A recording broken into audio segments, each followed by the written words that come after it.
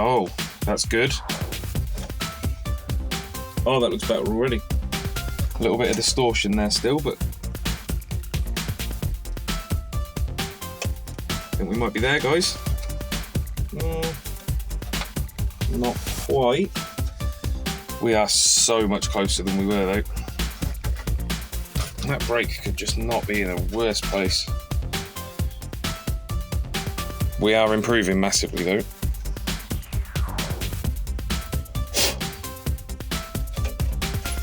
Okay. Just a hair more.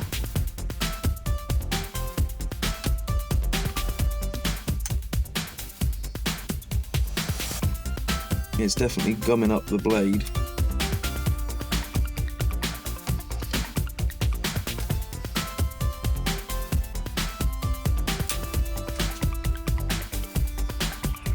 Okay, right, I think now, yeah, we need to come around this side.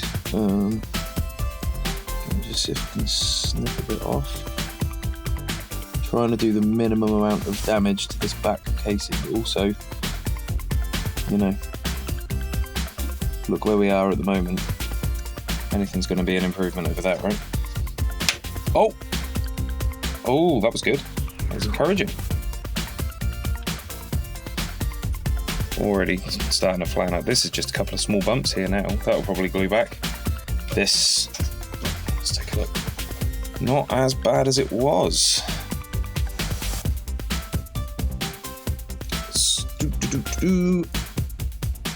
Yeah, I don't think it's ever going to be completely perfect, is it?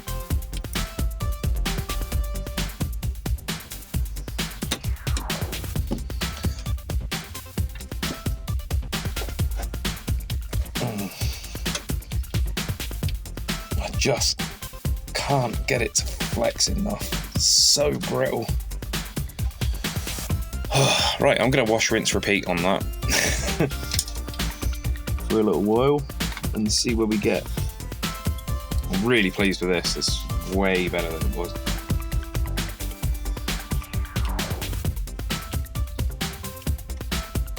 I'll leave you around, but I'm probably going to speed this up.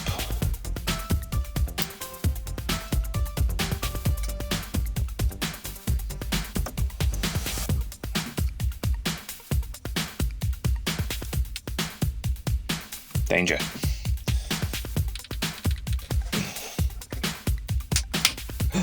Oh my god. Guys, I think we did it. Oh, we did it. Oh, yes.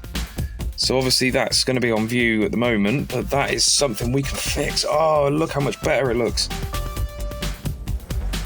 Okay, let me zoom out so you can see, because at the moment you're looking at it way closer than anyone's ever going to look at it. Right. It's straight. This can be repaired. We can clean this up. A little bit of a deviation there. Again, I think we can fix that. Is there any other major damage to the case? I don't think so. I think that was it. We're now in the actual realms of it being worth saving. Okay, so what I'm doing here is just dabbing some super glue on the cracks just to help bind them together, and then I popped a tiny little bit of basically powdered oak that comes out of the bag on my belt sander, and the reason I use oak, it might sound like a bit of a strange thing to use, is that when you mix that with super glue, it sets rock hard, it sets almost immediately, and then because it's wood fibres, trying a few different sanding techniques there, because it's wood fibres, it allows you to sand and manipulate it a little bit more than if you were to use a plastic. I tend to find plastic, I don't know, it tends to gouge rather than sand down, so that's why I used that. Probably looked a bit bodgy, but I guarantee you it made a huge difference to the overall ability the overall feasibility of the repair. Just mask it off now so I don't get any scratches around the outside. I really didn't want to have to take this paint off, but it was the only way I was ever getting around that. So paint's coming off. I'm just using 120 grit there. I'm not being too careful as to the finish because I'm going to be putting so much paint on it. So once it was all flattened out, or getting there, I started just, again, carefully building up layers. I'm shaping the edges now with my X-Acto knife, and then you'll see in a moment, I put a couple of little bits of metal either side. They're actually staples. But believe it or not, I was just checking I hadn't damaged the area around it before I proceeded. Here I am trying out a couple of bits. I just want to make a dam, basically, so that the super glue doesn't flow down into the gaps in between where we're trying to repair, because obviously that would just be an absolute nightmare to try and get that out or get it flat. And it turned out staples actually spanned the gaps really nicely, and they held themselves in place. And that saved an awful lot of cleanup later on. That's some of that oak dust. And then just literally just drops of super glue in there until it's saturated. Cures really fast, as you can see. There's obviously, it's time lapsed, but there's not much in the way of chopping out there. It really is how fast it dried. That bit I just had to do it the way I just did without using the dams, because unfortunately it was too finicky of an area. I couldn't physically get I would have ended up with like a 1/4 of an inch sticking up in that area, just due to the construction of it. So yeah, and taping up again. And then basically at this point I realised that I now need to try and work out how to match the sparkly finish of the rest of the paint. And what I decided to do, there's some more shaping going on. I really did go to town on this. It took me hours. What I decided on in the end was to obviously primer it first, and then I built it up over several coats, alternating between satin black, thin coats, but alternating between satin black and then silver wheel paint, which has got sort of metal flake in it, of a very similar grade to the existing paint. I did realise, unfortunately, towards the tail end of doing this, that the rest of the paint had faded, but obviously there's only so much you can do. At the end of the day, this already at this point had become not worth doing. So now it was just a case of just trying to do the thing a favour. So that's the primer going on. I'm not sure why in the bottom right the crack appears to still be there, because in person it's almost invisible. And I will say the paint match on camera looks awful, but in person you genuinely can just about tell that it's been painted.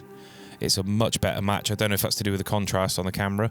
So there we go, thin layer of satin, thin layer of silver. Something you'll see me do every now and again is touch the masking tape. I'm trying to ascertain if the paint's tacky or not. Yeah, so if you see me just sort of touching the masking tape, it's so I don't touch the stuff I've painted. So there's some silver going on. Hairdryer just to expedite things. It was getting cold at this point, and I just wanted to make sure that paint set rock hard. And then I just put a very thin coat of satin black over the top of that and dried it as well, and that means it's almost sort of translucent, so you can see the sparkle through there, but it has darkened it significantly. And again, it looks like a really bad paint match on camera, and it's really frustrating because when I peeled the tape off, I was like, oh, you can barely tell it's been done. And then when I look back at the footage, it just looks black. So yeah, I'm not really sure what the deal was there, but I'm pleased with it. And again, it wasn't worth doing, and I did it anyway. Never mind the overspray on the right either, though. I get rid of that too. Okay, it's not looking too bad. Right, here we go, more cleaning. So again, I'm just using baby wipes. The reason I use baby wipes is they don't tend to leave too much of a sort of oily film. You can see the filth coming off. This is the left-hand speaker grill that wasn't damaged. They don't tend to leave too much of an oily film. They're also very, very gentle. They're really good at shifting just general dirt, but obviously being baby wipes, they haven't got many really harsh chemicals in them, and I've had good luck in the past. It may just be that, your mileage might vary, but I've had good luck in the past cleaning things with baby wipes because it doesn't tend to damage the print or the paint. More dust bunnies. It took so long to get that cleaned out. I was quite pleased when I did. Oh yeah, there was a really obnoxious little thin sort of gap between the black stuff and the pearlescent stuff at the bottom there, so I had to clean all that out too. But the results were really quite stark actually. I was surprised, even though I watched it come together. I was really surprised it came together like it did. You can see the baby wipes really do make short work of those general just bits of dirt and I don't know what that spotty stuff was. I don't know if it was maybe like an old fizzy drink or something. Someone had dropped a can on the floor and it had spattered up the front of it or something. It came off fairly easy, but it looked awful at the time. And there was all this strange rubber stuff. Oh, you'll be able to see how well baby wipes work there. A bit of elbow grease required, but I'd rather take it slow like that and then have plenty of warning that I'm about to destroy the paint than use an all singing, all dancing chemical that just melts it off and you don't get a chance to do anything about it. So that's me trying to show off the silver in it, because you really can in person. You can see all that silver flake. Yeah, a little bit of a scuff there and a scratch. I decided to just leave it. It's a battle scar at the end of the day. That stuff is Zepp sticky stuff remover. Obviously, at this point in my YouTube career, I'm not sponsored, but it is really good. I use it very sparingly because I always worry about damaging print, but as you can see, it did the good job. There's a little bit of a tan line there where there was a sticker over it, and that just shows how faded the original paint is, but all things considered, I'm really happy with how that went. And oh yeah, I took these photos because I didn't want people to worry that I'd blocked up the speaker grill by spraying paint on there.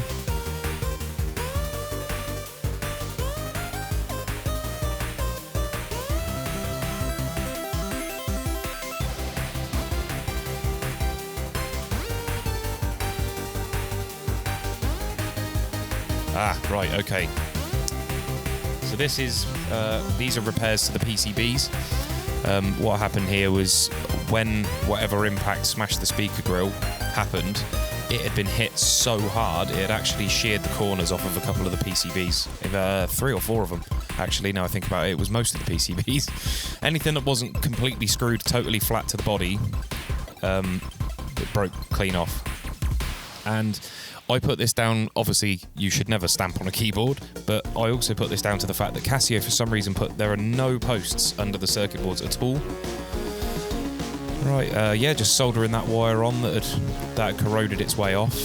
The actual wire was fine, just that one end for some reason. Really bizarre, the rest of it was all fine, all the other contacts were great. Maybe some sort of weird electrolysis stuff going on. And you can just see in the corner of the green PCB, I had to reinforce it a little bit. I was just a bit worried about that corner failing again because it holds up that entire quarter of the PCB. So I did try in vain to clean up these switches, but the trouble with the switches was they were already really badly discoloured, as you can see. I think I hold up one of the green ones here and it's more of an orangey brown on the top, and then it's green at the sides where the UV hasn't damaged it. So I just decided, let's just pull them off. They come off easy enough. You just got to make sure you hold on to the frame that supports all the switch gear and give it a little tug. Okay, got our selector buttons here. As you can see, they are severely sun damaged. We're going to see what we can do with that. I'm going to try a couple of things off camera and come back. We'll decide on the best course of action. Well, that didn't take long. The first course of action seems to be the best. So I've got a 2000 grit sanding pad here that I got on an orbital sander, just spritzed it down with a little bit of glass cleaner, and we're going to get to work. Because already, see the colour coming back at the edges? The best part is these aren't a particularly glossy finish anyway, so it doesn't matter if they are a little flat. Look at all that hazy plastic coming off.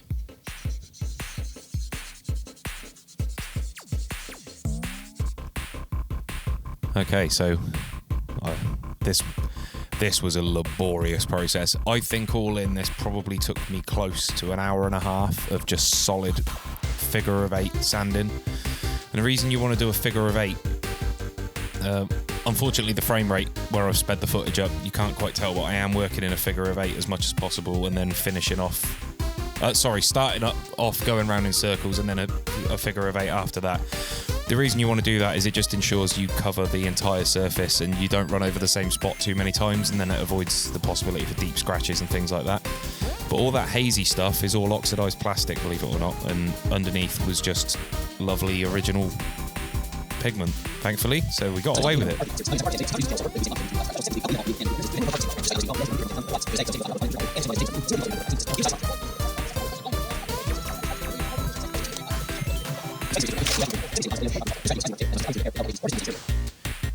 Cool. The whites were awkward because they aren't actually white, they were cream, and they were cream all the way around, so they didn't have necessarily as much of an appreciable difference as far as colour, but they certainly cleaned up a lot. They are nice little buttons, actually. They were surprisingly cleanly moulded, considering how the rest of it felt. I decided I didn't need to do anything with the red switch. It was fine. It was the same uniform colour all the way around, so I wasn't really going to gain anything by sanding that one, so I left it. But yeah, you can see those white buttons have come up really quite nice. Okay, I'd say that's been pretty successful. It's quite nice to see those old, very 80s colours back. Right. I think now we just need to clean up the keyboard and then we could look at putting this absolute bomb site back together. Getting the worst off of the bits we can't access. We can get all the nasty cheesy stuff off the keys when they're exposed. All this crud. So now I'm just gluing the posts back into place for the speaker. This was an absolute nightmare. Even the ones that didn't have to have any hot knife work just did not want to go back together. We got there in the end. I will confess that the one that's on your left at the moment... Oh, I'm just poking down the super glue so it doesn't clog up the hole. The one that's on the left did try and break free again. I just left it. It was held in with 3. That was plenty. It doesn't buzz. It doesn't rattle. So that's the switch gear going back in now. Those are your sliders. They've got that little ball bearing. You just need to locate that in the groove, and then once you fit it, it's kind of self-locking. And then this mess of circuit boards. This took ages, just trying to work out the order everything goes in, which loom goes over what, and all the wiring in this thing weaves in and out between the boards. And if you don't get it just right, you can't put the boards down. It was just a nightmare to work on. I see what people mean now. While I was sort of doing a little, I'd say research, while I was just trying to kind of figure out how you're supposed to work on something like this, the consensus generally is they are just horrible to work on. I would still encourage you to do something like this. These are every bit as valuable a bit of history as any other keyboard from the day. I think with these sort of consumer level home keyboards, they're more worth saving in some ways. Mini Moogs and things like that, they're absolutely gorgeous, and I love old synthesizers, obviously. But I don't know, there's something kind of sweet about this. At some point, this could have been the first instrument somebody played that got them into playing music. It's just, yeah. I like the everyday stuff, as you can tell from the channel. Right, yep, so that's the keyboard body going back in. That was a weird one. They used monster great screws at the front, towards where my coffee mug and my other big heap of rubbish is, and then the back used the really, really small ones. I did glue the post on in the bottom right. It went back where it went originally, exactly as it went, and then I put the keyboard down and it didn't line up. I don't know why, so I just left it out. There's something like 12 screws holding that keyboard body down, especially once you've put the case together. It all pinches together quite strong, so I wasn't overly worried. And again, I've seen no ill effects from not putting that one screw in. I was trying to fish out screws. That happened. I was so annoyed at myself. I picked the keyboard up with all the screws in the speaker grill, and so it vanished underneath the keyboard body, which was great. I think here I'm starting to figure out, if memory serves, I got something wrong and I had to take one of the boards out again. So that top board, the green one with the corner repair, that's got all of the all of the synthesis chips and stuff, if I've got that right. I think this board, the brown one on top currently, I think that is just the power and output board. I think that handles the audio outs and has it got a foot switch? I'm trying to remember if it's got a foot switch input. It's got 2 line outs, headphone, mains, I'm not sure. But anyway, yeah, so that green one that sits directly under the keyboard has got all of the thinking gear on it.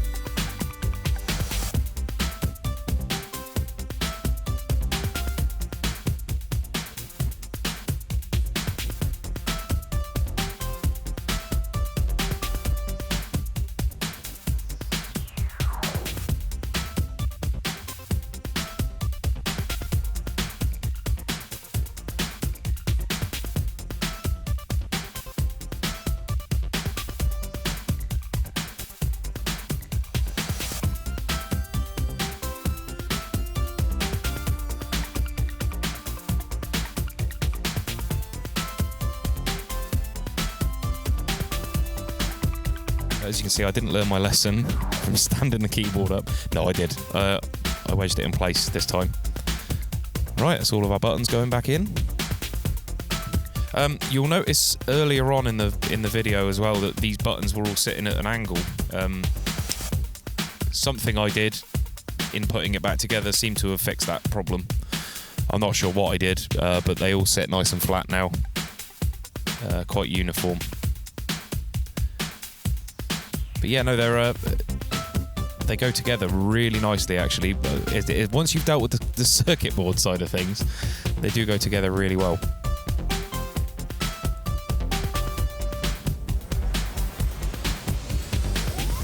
Right, you can just see that tan line now around the CT430 emblem.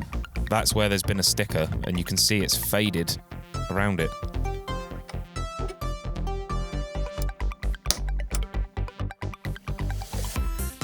Yeah, the transistor that had failed, it would shoot up to 9 volts and then immediately turn itself back off. So I soldered the emitter to the collector, which basically removes its ability to switch on and off.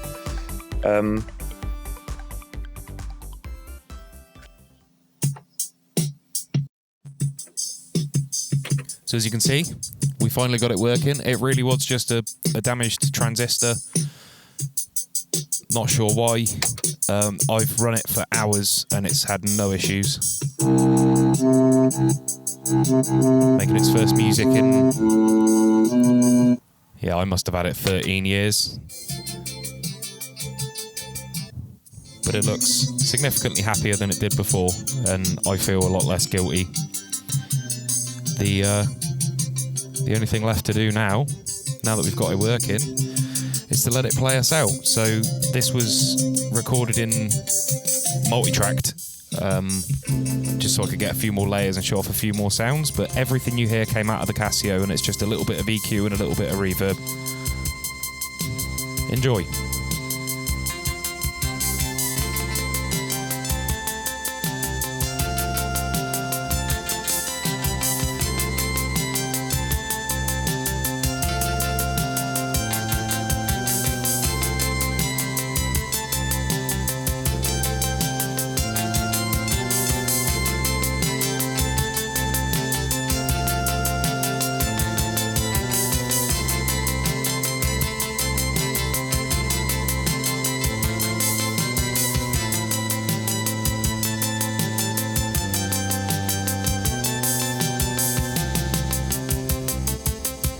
Oh, it was putting first.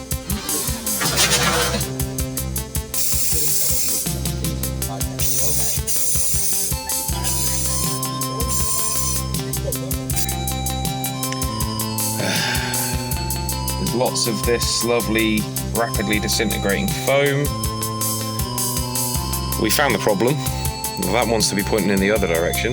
Broken in quite a noticeable way. That's the worst way I could have worded it. What? I think this project is going to be a huge faff. But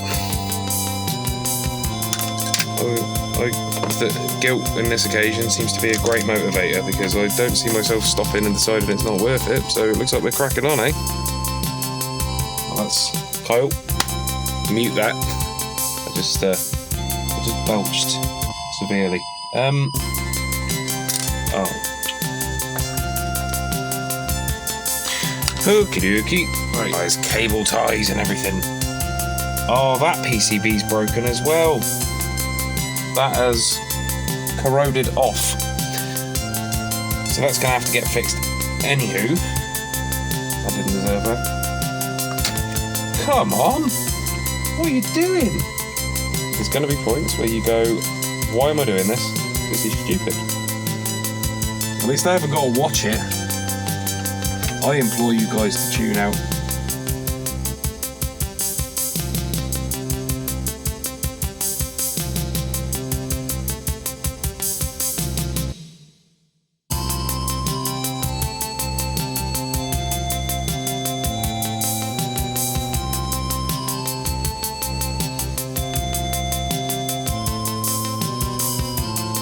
Okay, that didn't take long to figure out.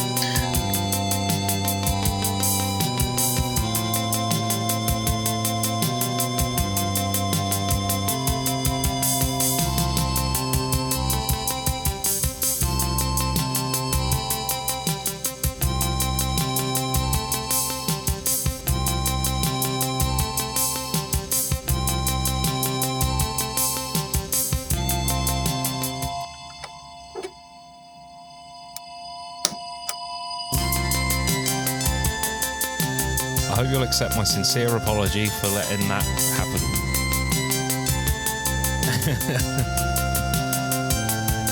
And then I said I was going to give it to somebody who appreciated it, so it now lives in my daughter's room because she's wanted a keyboard for ages.